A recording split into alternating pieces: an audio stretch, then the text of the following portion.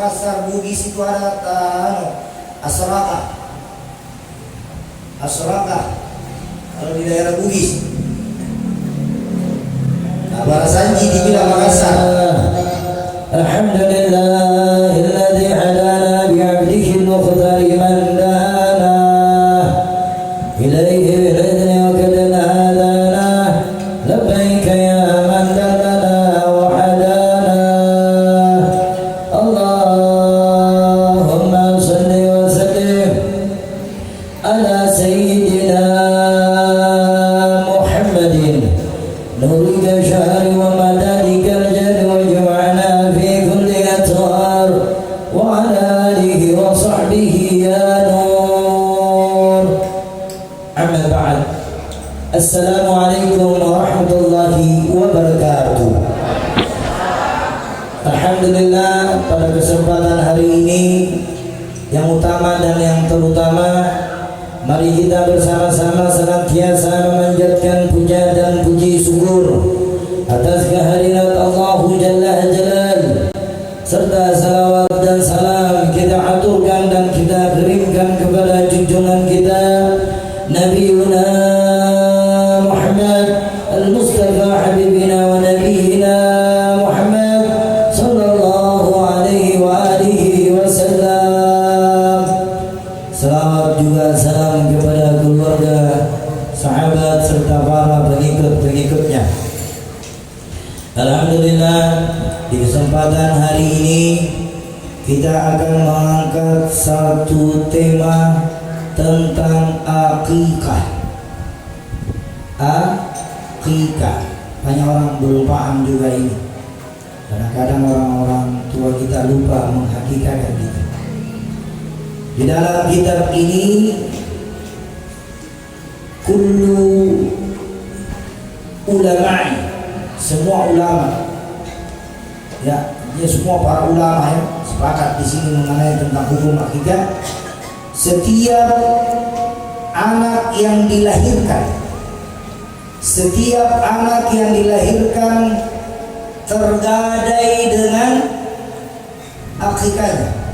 tergadai dengan akikahnya, yang disembelih pada hari ke-7 kelahirannya, dan pada hari itu ia diberi nama dan digunduli rambutnya. Hadis riwayat Sahih riwayat Ahmad, Abu Daud, Tirmizi, An-Nasa'i, Ibnu Majah, Bahaqi dan Hikam, di mana Nabi Muhammad sallallahu alaihi wasallam bersabda di dalam kitab ini bahwasanya di umur 7 hari seorang anak itu sudah wajib disembelih. Bukan anaknya ya, artinya disembelih, ditebus penggadaiannya. Karena setiap bayi yang baru lahir dari perut ibunya itu tergadai, gadaiannya bisa lepas kalau sudah disembelih. Hitungan syariat Islam, kalau perempuan itu 1 kambing, kalau laki-laki itu 2 kambing. Nah, sekarang kita mau cari hukumnya di sini. Siapa di antara kita yang duduk dan hadir di tempat ini ada yang senantiasa belum dihakikah? Kalau Makassar orang bilang apa ya? Digunting rambutnya, ditombolok. Tapi apa? Tompolok. Itu namanya tompolok ya, yang lebih dikenal lebih hakikat. Kalau tompolok itu tidak boleh kita memotong selain dari kambing. Paham ya? Nanti kita bertanya nanti di sesi terakhir 2-3 pertanyaan. Riwayat hadis Sahih riwayat Ahmad ini, Nabi SAW mengatakan 7 hari. Pada hari itu sembelihlah kamu kambing 1 ekor ketika anakmu perempuan, dan sembelihlah 2 ekor ketika anakmu laki-laki. Setelah engkau menyembelih, maka bacalah doa yang lebih dikenal doa-doa sekarang kita itu Al-Barasanji. Di tanah Makassar ada Barasanji. Kalau kita tidak tahu ini karena para sanji, kita maulid, banyak karangan kitab maulid para ulama kita, para habaib kita. Ada namanya maulid ad-dibai, ada maulid simtutudor, ada maulid hasa, ada maulid ad-di'ulami, ada maulid yang dikarang oleh Al-Habib Abdul Qadir dari Inat, maulid wal Inat wa az-Zaggaf, ini dikenal itu. Tapi kalau di Makassar sini 4 maulid yang biasa dibaca oleh orang-orang. Kalau di Makassar Bugis itu ada Asraka. Kalau di daerah Bugis, Bara Sanji dibilang Makassar. Asraka itu ada adabnya dan ada tata krama. Tidak boleh kita banyak goyang. Makanya saya selalu kalau mau baca kitab saya selalu tanya jangan ada suara, jangan banyak goyang, jangan banyak apa. Makanya saya perhatikan tabe-tabe. Kalau di sini ada orang-orang tua yang pernah Bara Sanji di sini, umur 50, 60. Kalau Bara Sanji jangan merokok di tempat Bara Sanji. Tidak mau masuk Nabi Muhammad. Jangan merokok, apalagi sementara Asraka. Banyak itu orang-orang tua kita tidak paham pada saat Asraka banyak merokok, minum kopi. Kita ini bukan seperti itu, ada adabnya. Kalau kita cerita adab itu ilmu pakai adab. Kalau ada orang berilmu tidak ada adabnya, walhasil tidak ada hasil. Makanya walaupun ringan kita punya amalan, walaupun pendek kita punya amalan, tapi kalau sesuai syariat ada tata keramanya di dalamnya, ada adabnya, ada sopan santunnya, maka amalan yang kecil ini bisa menjadi besar di sisi Allah karena dijaga semua yang dilarang-larang oleh Allah Subhanahu wa taala di tempat ini. Apalagi merokok. Saya biasa lihat itu kalau bikin pesta perkawinan di tempat cing, itu biasa ada orang undang Pak Bara Sanji.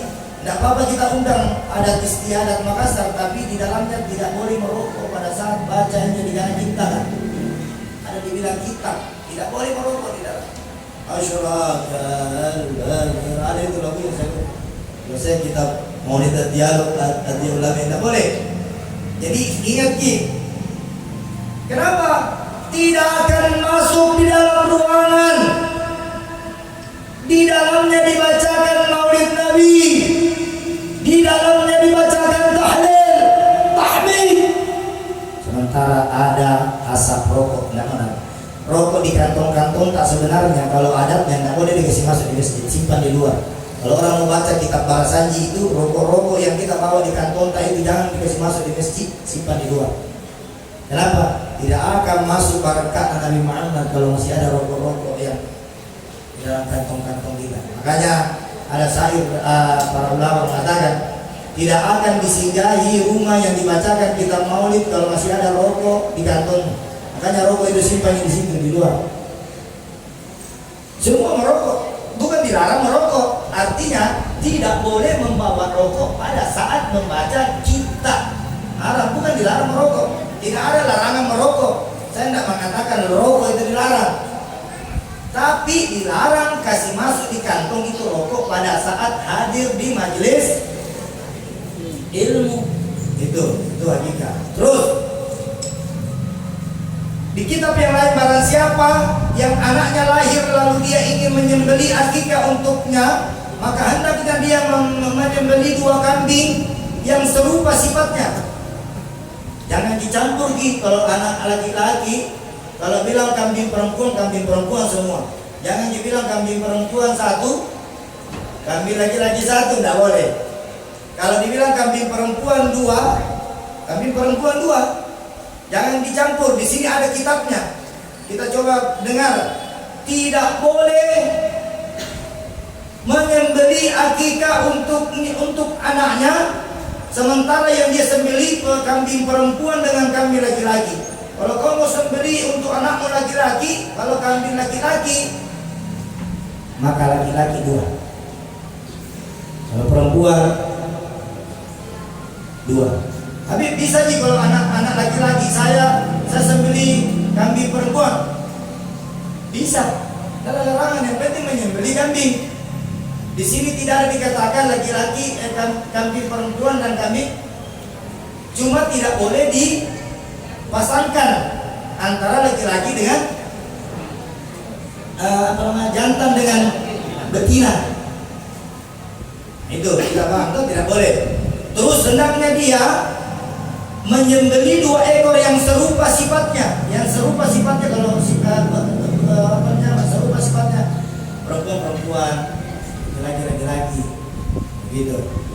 Untuk anak lelaki dan seekor kambing untuk anak perempuan. Hadis riwayat Abu Daud, di dalam hadisnya 2842, status hadis hasan.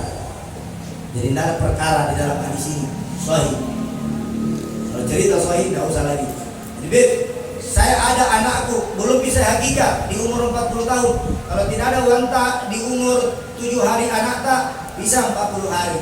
Tapi yang disunahkan 7 hari. Habib, tidak ada uangku di umur 40 anakku di umur 40 hari. Bisa 1 bulan nanti, bisa 3 bulan nanti, bisa 4 bulan, bisa 1 tahun, bisa 2 tahun, bisa nanti tua pi. Baru ada banyak maka hakikat. Lepaslah tanggung jawab ibu dan ayah ketika anak itu sudah balik.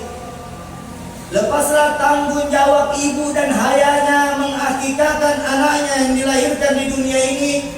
Kalau anak itu sudah balik dan sudah pintar cari uang sendiri, maka tidak adalah tanggung jawab kedua orang tuanya untuk belikan kambing anak yang sudah pintar cari uang. Kalau seandainya ibu ayah kita tidak menghakikatkan kita di zaman dahulu kala, kita tahu hukumnya sekarang. Siapa yang tidak dihakikatkan maka tergadai jiwa raganya.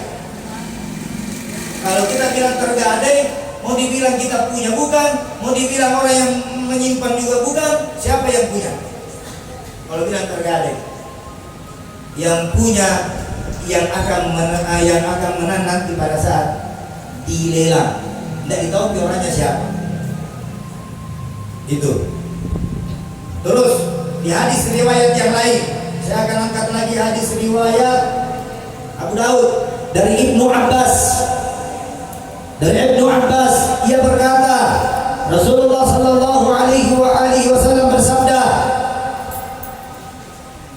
pernah mengakhika Al Hasan wal Husain. Nabi Muhammad pernah menghakikah Hasan wal Husain, masing-masing 1 ekor kambing kibas. Masing-masing 1 ekor kambing kibas masing-masing. Karena Hasan Husain itu keluar bersamaan. Apa namanya? Dia kembar, apa namanya? Boleh bilang kembar. Habib, kenapa Rasulullah 1? Jangan ikut sama Rasulullah. Kenapa Hasan 1? Nah, Hasan Husain ini kan laki-laki, harusnya 4. Kalau kita mau bercerita, di sini katanya apa yang dilakukan oleh Rasulullah tidak semua bisa kau lakukan. Kecuali sunnah-sunnah yang sudah dianjurkan. Ada sunnah-sunnah yang tidak kau anjurkan. Rasulullah misalnya Isra Mi'raj, kita mau ikut Isra Mi'raj kan tidak bisa.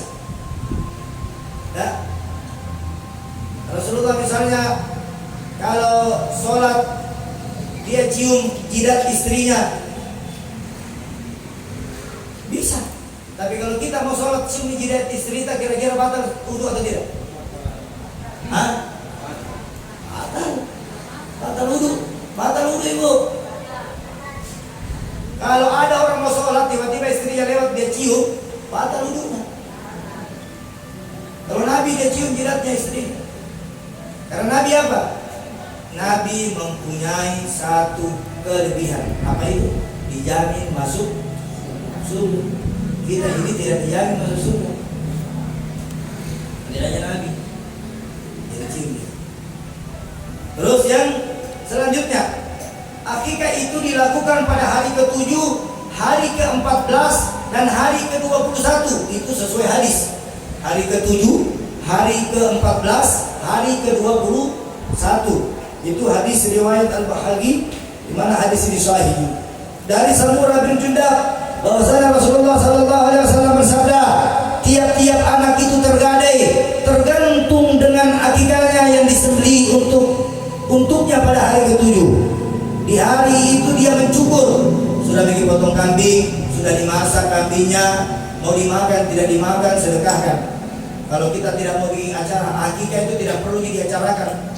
Yang wajibnya itu potong kambing. Kalau mau dipotong kambing, sudah itu kita bawa ke panti asuhan, suruh doakan di sana bisa. Tidak perlu acara-acara besar. Tapi kalau orang-orang Makassar, Bugis dan adat-adat yang lain itu biasa diacarakan seperti pesta perkawinan, seperti halnya pesta. Itu tergantung dari uangnya ibunya. Tapi jangan kita berhakikat tujuannya untuk cari amplop nanti untuk ganti uang kambing. Itu tidak boleh juga. Ada orang mau hakikat anaknya, pergi pinjam uang di bank 5 juta. Pikirannya nanti dia pinjam uang 5 juta, yang undang 500 orang. Pinjamannya 5 juta, yang undang 500 orang. Ya kalau kita undang orang 500, rata-rata 10.000 amplopnya, berarti berapa? Kalau 500 orang? Hah? Kembali modal. Kalau 10.000? Hah? Kalau 10.000? Kalau paling kecil 50.000 kali 500? 50? Nah, jadi ini orang yang seperti begini, uangnya tidak akan menjadi berkah. Kenapa? Karena tujuannya bukan untuk menyembelih kambing, tapi untuk cari uang. Bukan. Nah, terus selanjutnya Rasul Shallallahu Alaihi Wasallam bersabda, memerintahkan mereka untuk anak laki-laki akikah 2 ekor dan kambing 2 ekor kambing dan anak perempuan 1 ekor. Ini Rasulullah bersabda, memerintahkan kepada mereka. Mereka itu dimaksudkan di zaman Rasulullah dahulu kala berkumpullah satu kaum, dan ketika Nabi Muhammad berkhutbah, di dalam khutbah itu dia menyampaikan, semua jiwa yang dilahirkan di muka bumi ini tergadaikan 2 ekor bagi laki-laki, 1 ekor bagi perempuan. Selanjutnya, barang siapa yang di antara kamu yang ingin beribadah tentang anaknya, hendaklah dilakukan akikah. Siapa yang anaknya mau taat, siapa yang anaknya mau tebus itu anaknya. Nah, seandainya anaknya kita tidak tebus, apalah yang terjadi? Apalah yang terjadi sama anak-anak tak semua seandainya anak tak yang dipotong, bukan kambing? Bagaimana kasusnya Nabi Ibrahim? Karena Allah sayang Nabi Ibrahim, anaknya juga satu-satunya, anak satu-satu yang mau disembelih, tapi ditukar oleh Allah dengan 1 kibas. Kibas itu sama kambing, kambing itu sama domba, domba itu sama bebek. Ya, sama itu istilah bahasa semua, bebek, kambing, sama. Cuma yang membedakan di antara itunya bulu-bulunya. Kalau domba bulunya geriting, kalau kibas kandungnya yang kayak apa? Bengko itu besar, besar daging. Kalau kambing bulunya halus, badannya besar. Kambing Makassar sini kita lihat. Terus selanjutnya saya singkat-singkat ya. Intinya di sini hakikah bukan sesuatu hukum yang dikerjakan dapat pahala, ditinggalkan tidak berdosa. Siapa yang tidak menghakikah dirinya maka tergadaikan. Orang yang tergadaikan dia tidak menebus penggadaiannya maka dia berdosa. Nah, ini kitabnya lagi. Dari Yusuf bin Ma'ab bahwasanya orang-orang datang kepada Hafsah binti Abdurrahman. Mereka menanyakan kepadanya tentang akikah. Maka Hafsah memberitahukan kepada mereka bahwasanya Aisyah radhiyallahu anhu memberitahu kepadanya bahwa Rasulullah sallallahu alaihi wasallam telah memerintahkan para sahabat agar menyembelih akikah bagi anak laki-laki 2 ekor dan anak perempuan 1 ekor, dan hukumnya menyembelih itu adalah wajib, sunnah, muakkad. Jadi jangan coba-coba ingat-ingat dulu ibu, yang masih hidup orang tuanya tanya, memang nih orang tua tak mak kita sudah hakikatkan dulu atau tidak? Tanya memang ini, karena tergadaikan. Apakah tugas mama yang sudah tua masih turun tanggung jawab atau tidak? Mama sudah lepas tanggung jawabnya kalau anaknya sudah pintar cari uang, apalagi sudah menikah. Tidak lepas kewajiban orang tua, kecuali anak itu masih umur 7 hari sampai sebelum dia balik. Tapi kalau sudah balik nih, bukan ditanggung jawab orang tua. Kecuali orang tuanya kaya, anaknya tidak punya uang, mau belikan anaknya kami, silakan. Tapi itu pun juga tidak wajib. Walaupun orang tua kaya, kalau sudah anak besar, maka anaklah yang menghakikakan diri. Dari Salman bin Amir, ia berkata, saya mendengar Rasulullah SAW bersabda, tiap-tiap anak itu ada akikahnya, tiap-tiap anak itu ada akikahnya. Maka sembelihlah binatang akikah untuknya dan buanglah kotoran darinya. Apa kotorannya? Kalau kita sembelih anak laki-laki 2, buang kotorannya. Yang dimaksud di sini kotoran apa ya? Kotoran kambing atau kotoran apa? Ada yang tahu? Saya baca lagi. Ini saya mendengar di sini Salman bin Amir mendengar Rasul sallallahu alaihi wasallam bersabda, tiap-tiap anak itu ada hakikatnya, tiap-tiap anak ada hakikatnya. Maka sembelihlah binatang akikah untuknya dan buang kotoran. Potong kau kambing, maksudnya ini hadis, potong kau kambing. Setelah kau potong kambing, bagikan dagingnya, buang kotorannya. Apa dimaksud kotoran? Ya Nabi salam. Berdiri nih orang, mau dipotong itu rambu anak-anak. Rambu itulah yang dibilang kotoran. Makanya anak-anak sudah di hakikah itu disunnahkan dikasih botak, digondol, jangan disimpan, digondol. Kotoran itu, kenapa dibilang kotoran? Karena itu rambut masih kena air ketuban namanya, masih rambut pertama, harus dihilangkan karena dia berada di dalam perut ibu, dibungkus dengan selaput. Nah, bilang Nabi itu kotoran, kau harus keluar. Jadi anak-anak yang tidak dipotong rambutnya, tidak digondol di masa kecilnya, dia akan rawan namanya sakit step yang naik matanya, sakit kuning, banyak penyakit. Kenapa? Karena rambut pertama tidak dipotong di 7 hari, di 19 hari, di 21 hari. Tuh, selanjutnya saya habiskan dulu ya, ini sedikit dulu.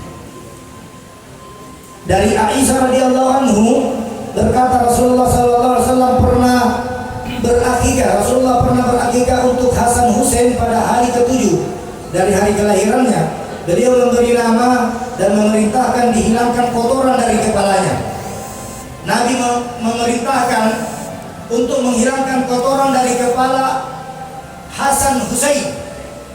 Kotoran yang dimaksud ini kotoran rambut, dicukur sampai habis. Makanya kalau kita pergi umroh itu, pergi haji itu, jangan sekali-kali kita tidak kasih botak kepala, kecuali kalau berulang-ulang pergi umroh. Kalau orang sudah berulang-ulang pergi umroh, tidak apa-apa jika nak habisi rambutnya. Tapi kalau umroh pertama, dia pergi Safa dan Marwah, setelah dia keliling ke Safa, dia keliling ke Marwah, sampailah dia di tempat tahallul. Di mana tahallul itu ketika Siti Hajar memukulkan tongkatnya ketika ditinggalkan oleh Nabi Ibrahim. Siti Hajar ditinggalkan sama anaknya. Kehausanlah Siti Hajar bersama anaknya. Larilah Siti Hajar ke Safa, ke Marwah, dari Marwah ke Safa, dari Safa ke Marwah. Siti Hajar keliling sampailah turun wahyu. Wahai Siti Hajar, ambillah tongkat yang kau lihat itu, lalu pukulkanlah. Disitulah orang tempatnya sekarang tahallul, yang dipotong rambut. Kalau mau lihat tempatnya orang dipotong rambut itu berada di Safa Marwah yang ada kacanya, ada lampu hijau yang ada kaca. Disitulah pertama kali Siti Hajar memukul tongkatnya sampai air Zam-Zam keluar pertama kali di Safa dan Marwah. Disitulah dibagi pakai pipa-pipa jalan air. Itu. Terus selanjutnya banyak ini. Lanjut.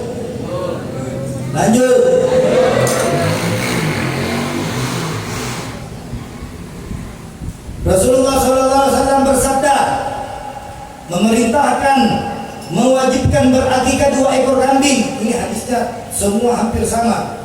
Saya bacakan yang berbeda. Dari Ummu Kurs Al-Khabiyah bahwa ia pernah bertanya kepada Nabi. Ummu Kurs Al-Khabiyah pernah bertanya sama Nabi, ya Rasulullah, apa hukum hakikah Maka beliau menjawab, Nabi menjawab, hukum hakika untuk anak laki-laki wajib memotong 2 ekor. Kalau ketika Nabi bilang anak laki-laki hukumnya kambing 2 ekor hukumnya sunnah, berarti yang tidak ada banyak tidak perlu. Tapi dia mengatakan wajib. Ini hadis riwayat Darmisi, halaman hadisnya 1442 sampai 1643. Hadis riwayat hasan dari hadis riwayat Darmisi, satu hadisnya sahih. Jadi wajib. Sebagai penutup yang terakhir, kata Abu Hurairah radhiyallahu anhu, Nabi sallallahu alaihi wasallam bersabda, akikah itu disembelih pada hari ke-7. Akikah itu disembelih sunnahnya di hari ke-7. Di hari ke-14 atau di hari ke-20. Kalau lewat itu tidak masalah. Tergantung tadi masalah keuangan. Keren. Sekarang sesi tanya jawab. Ada yang belum dihakikah di sini atau tidak? Ayo yang mau bertanya, 2 saja. Ini waktu sudah. Tentang hakikah. Ada? Atau sudah semua bikin hakikah? Ya sudah disunat di sini sudah.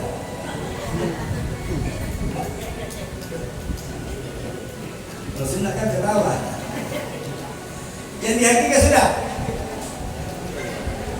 Ada yang pernah punya pengalaman bahwa saya orang tua aku tidak hakikah saya? Ada? Ya sudah. Kalau misalnya sudah tua, kalau ada uangnya, terus dia hakikah dirinya sendiri, terus wajib dia mundur kembali rambutnya bagaimana? Itu Baik, alhamdulillah. Bagaimana kalau orang yang mau dihakikah itu sudah tua, lalu dia beli kambing 2 ekor, setelah dia beli kambing dia sembelih, apakah rambut wajib dicukur sampai habis? Jawabnya, kalau sudah tua tidak jatuh lagi hukum wajib memotong rambut, karena berapa kali dipotong rambut. Ya, jadi tidak perlu, cukup simbol saja, sedikit apa namanya? Sedikit, ya, dipakai sedikit, ya. Jadi yang dimaksud itu buang kotorannya bayi yang baru lahir 7 hari, 12 hari, 21 hari itu wajib dibuang kotorannya, maksudnya dibersihkan rambutnya, kepalanya. Jadi kalau sudah tua nih, ada nih anaknya, kan berapa kali dipotong rambut? Berulang-ulang. Jadi tidak perlu lagi dibotakkan rambutnya, cukup digunting sedikit. Ada lagi yang mau bertanya? Ayo jawab. Adakah? Ada lagi? Perempuan ya, harim-harimnya. Jangan malu-malu kalau berbicara begini, karena ini masalah hakikah masih banyak orang tidak paham, makanya saya angkat. Yang baru-baru nanti bertanya, sudah ada lagi di sini ada tentang hakikah. Ayo silakan.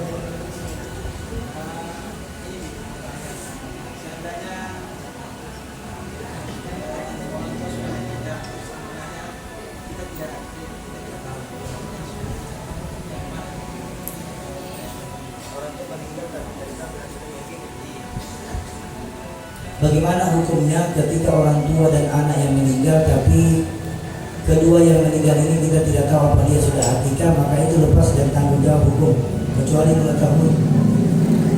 Namun, ya anak yang ditinggalkan ini kan masih hidup, orang tuanya sudah meninggal. Ya. Kalau orang tua masih meninggal, masih bisa kita cari tahu tentang saudara mama, saudara bapak, apa dulu waktu kecil di hakikah atau tidak. Karena hakikah itu tidak dikenal oleh zaman dulu. Yang dikenal itu tadi tompol apa? Orang tidak tahu itu dibilang hakikah. Banyak orang tidak tahu tentang hukum hakikah.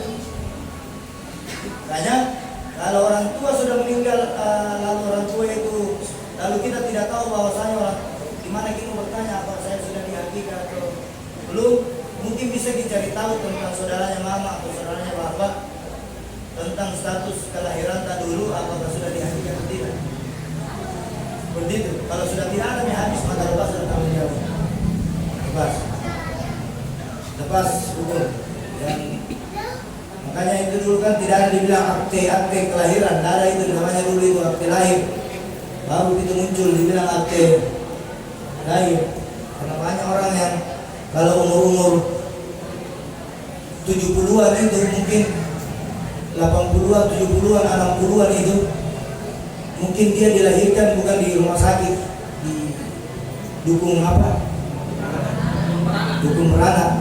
Makanya satu didukung itu yang normal, yang lain itu jangan dipercaya. Satu didukung itu yang normal, dukung beranak, yang lain jangan dipercaya. Dukung beranak yang harus dipercaya. Kalau dukun-dukun yang mengatasnamakan apa semua jangan dipercaya. Satu kalau kita tutup. Satu lagi ada lagi yang perempuan. Ayo coba. Aduh bagi perempuan beli ya. Iya, ada lagi. Kalau statusnya anaknya tak angkat, kita angkat. Terus hukumnya bagaimana? Apa orang tuanya yang kita tidak yang Status anak angkat ketika kita sudah mengikrarkan untuk menjadikan dia sebagai anak angkat, kalau dia belum dihakikat maka jatuhlah yang mengangkat dia sebagai ayah angkatnya. Ya. Karena misalnya kita dari bayi kita ambil tuh, dari bayi kita kan sudah dikasih tanggung jawab untuk membesarkan dia. Hanya mamanya sudah diyakini atau tidak, kalau dia belum, kalau jatuh sama karena kita sudah sudah dikasih, maka jatuhlah hukum hakikat kepada ayah angkat dari itu. Kalau bertanya wajib atau tidak wajib. Tapi karena kita yang merawat, yang mana lebih wajib mamanya atau yang orang tua angkatnya? Tetap gitu. Atau tidak mampu, tidak mungkin mau kasih anak, mau beli kambing saya susah. Tidak mungkin ada orang mau kasih anaknya sama orang kalau dia mampu. Dan dia tidak mampu, dia memberikan kepada orang untuk menjaga, untuk membesarkan, maka orang yang diberi ini wajib menjaga seperti dia menjaga mama menjaga anak. Dia wajib menghakikannya, dia wajib menyekolahkannya, dia wajib membesarkan, dia wajib kasih ajar Quran, jatuh kepada dia karena dia sudah mengikrarkan. Terakhir ini, oke sekian. Jadi hukum hakikat sekali lagi sunnah atau wajib? Siapa yang tidak dihakikat maka apa? Tergade. Kalau emas kita pergi gadekan di pegadaian dan ditebus kira-kira di apa ya? Lalu.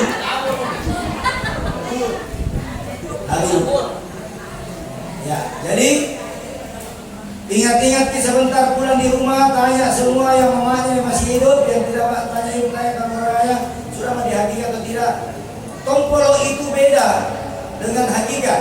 Saya katakan ya, tompolo itu saya katakan berbeda dengan hakikat. Karena kalau tompolo itu biar ayam dan potong jadi telur. Karena dia tidak mampu beli kambing maka dia bikin apa namanya? Tompolo apa? Tompolo. Tidak. Ya. Jadi hukumnya wajib dan marilah kita semua mengintrospeksi diri kita. Semoga kita semua yang hadir di tempat ini diselamatkan oleh Allah dunia akhirat, dimudahkan urusannya oleh Allah, dan insya Allah semoga perkumpulan kita pengajian kita di tempat ini selalu senantiasa bercucurkan keberkahan dari Allah Subhanahu Wa Taala. Semoga kita semua senantiasa mendapat berkah ridho dunia akhirat, keberkahan dari Allah, syafaat dari Nabi Muhammad sallallahu alaihi wasallam dunia hingga akhirat. Amin. Allahumma amin bil Fatihah.